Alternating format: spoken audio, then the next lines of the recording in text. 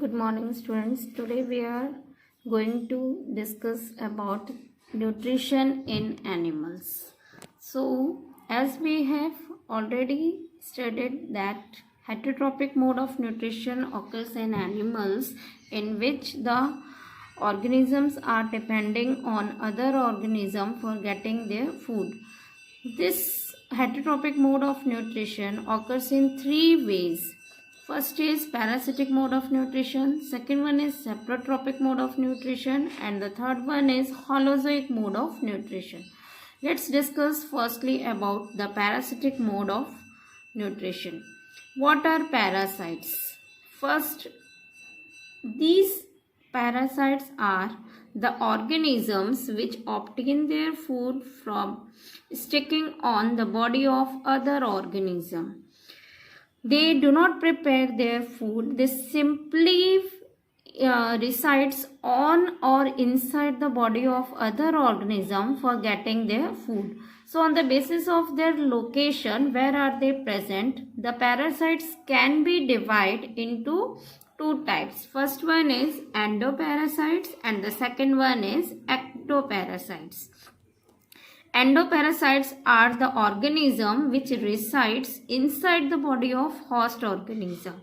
Who are host organism? These are the organism whose body these parasites are laying and simply sucking their fluid from their body for getting their food. So the different examples of these endoparasites are Plasmodium, which causes malaria, Entomeba histolytica, a kind of amoeba which causes amoebic dysentery in our body, and liver fluke. These are the kind of organism which are found inside the body of human or animals, and there they stick with the intestine. There they found in the stomach and or in the blood cells, in the liver, and simply suck the fluid and obtain their food from it. The second types of parasites are ectoparasites. Ecto means outside. These are the organisms, these are the kind of parasites which resides outside the body of host, and simply from there they suck, they bite, or they lay on the body and get their food. Their examples are mosquito. You might have observed that how mosquito bite us and suck our blood. So in this mode they simply suck our blood for getting their food. The lice present in the hairs of animals, they are also a kind of ectoparasite, as they are simply found outside the body of the animal and suck the fluid from it. The bed bug, you might have heard about the bed bug. Bed bug are also sucking our fluid, sucking our blood from outside our body. So these are the examples of ectoparasites. Now in this relationship of host and parasites, how are they getting benefit or they are harmed? On the basis of it, there are three types of parasitic mode of nutrition. We can also say on the basis of relationship between host and parasites, this parasitic mode of nutrition is further divided into three types. First is communalism, second one is amnalism, and the third one is mutualism. Now let's see what happened in communalism. It is a kind of relationship in which the host organism neither gets any benefit nor loss from the parasite, and we know that parasite in all the cases will get benefited. So in communalism, the main thing is that the host organism is neither getting benefit nor loss. We can see the examples as orchids grows on trees. Orchids flowers. Orchid is a plant which is generally growing on the trunk of other trees. So in this, orchid is getting its nutrition from there, but the tree is neither getting benefit nor harm. Another example, you might have seen the egret bird. That bird is generally white in color, is sitting on the back of buffalo. Here the buffalo is neither getting any benefit by sitting off that bird nor any harm. But how the egret is getting benefited in this case? When the buffalo graze on grasses, by grazing it clears the grasses and the insects left over it. So it helps the egret to find its food very easily.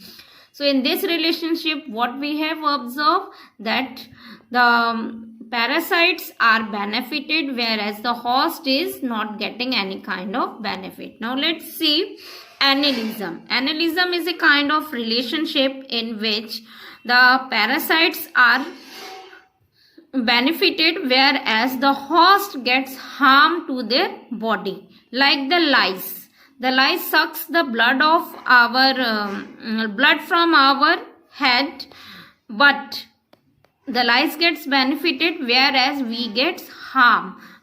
It sucks the blood and it causes us harm. Just like that, mosquito also when bite us, we get harm. So it is a kind of relationship in which the hosts are getting harm and parasites are benefited. Now let's see the another mode of relationship in which that is mutualism. Mutualism is a kind of parasitic relationship in which both the organism, the host as well as the parasites, both are getting benefited with each other mutually. Like E. coli bacteria.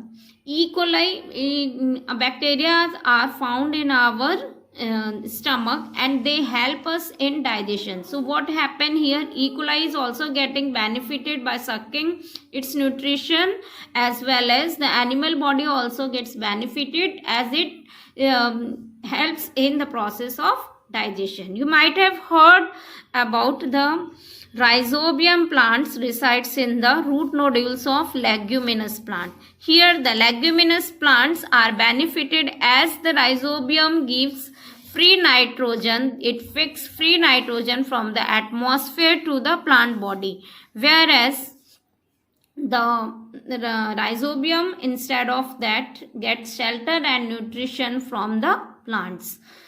So in mutualism, it is a kind of relationship in which the parasites and host both are getting benefited from each other. This is all about the parasitic mode of nutrition. Now let's see the saprotropic mode of nutrition. Sapro words means that dead and decaying matter, and trophic means to obtain the food. So these are the kind of organism which are getting their food from dead and decaying matter of plants and animals.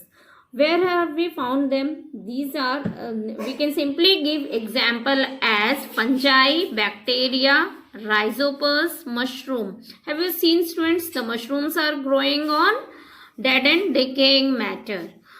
They getting their nutrition from it. And fungus, you might have seen rhizopus. Rhizopus is on the bread. You might have seen in the favorable condition, like when you put some humidity, in humidity condition, the bread, it found one spot black. Later, after 2-3 days, you found so the bread is wholly covered by all the kinds of this black spot. What are these black spots? Especially these are rhizopus, kind of fungi, which is getting its food when the bread decayed by the action of water and air. So here again they are also a kind of organism. They depend on dead and decaying matter for their food. Now let's see the another mode of nutrition, that is holozoic mode of nutrition. Holo word stands for the whole food and zoic means the animals. So here we can see that the organism first take the whole food and involves internalization of these foods form as a gaseous, liquid or solid forms and then obtain nutrition from it. So these are generally done by organisms and they get their food, they obtain the energy from their food by involving some 5 steps. What are those 5 steps? These are: first is ingestion, second digestion, third absorption, fourth assimilation and the fifth one is egestion. In ingestion, what happen? As the word indicate, ingestion means to take the food inside their body. And there are various ways by which they are taking the food inside their body. It depends on the organism's body structure. Second one is digestion. How they digest their food? Digestion means firstly that the complex food material, the whole food material taken inside the body is first degraded into the simpler form by the action of various enzymes, acids, and by that it becomes so simple so that it easily absorbed by the cells or tissue of the body. The third step is absorption. In absorption, the food is absorbed by the body and get inside it. Fourth step is assimilation. In assimilation, the food, all the kinds of foods which are absorbed, they get mixed together in the main fluid and finally gives energy from it. The last step of this holozoic nutrition is egestion. Egestion means elimination. What thing is eliminated here? The last step of holozoic nutrition is egestion. It means that elimination of undigested food from the body, in which the food which is not required for the body, which are not digested by the body, they are eliminated outside by the organ, specified organ. Now in this way the holozoic nutrition takes place in organism. What we have studied today, the various ways of nutrition occurs, the various ways of heterotrophic mode of nutrition occurs in animals.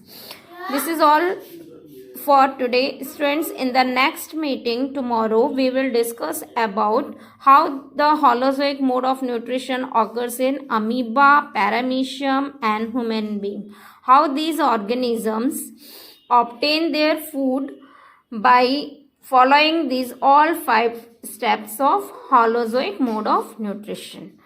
Students, there is a homework for today, that you please draw the structure of amoeba and paramecium in your notebook with a well-labeled diagram, and along with that please write the definition, examples of all these kinds of nutrition which we have discussed today. This is all for today. Have a nice day. Thank you.